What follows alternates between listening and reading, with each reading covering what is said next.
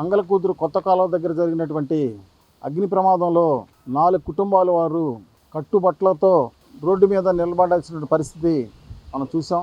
కష్టాన్ని 10 సంవత్సరాలుగా రూపాయితో కూడబెట్టుకున్నటువంటి వస్తువులు కానివ్వండి, వాళ్ళకి సంబంధించినటువంటి డాక్యుమెంట్స్, చిన్న బంగారపు వస్తువులు అవన్నీ కూడా టోటల్గా దుగ్గిపాలైపోవటం చాలా బాధాకరణం. అలానే ఈరోజు బాధిత కుటుంబాలకు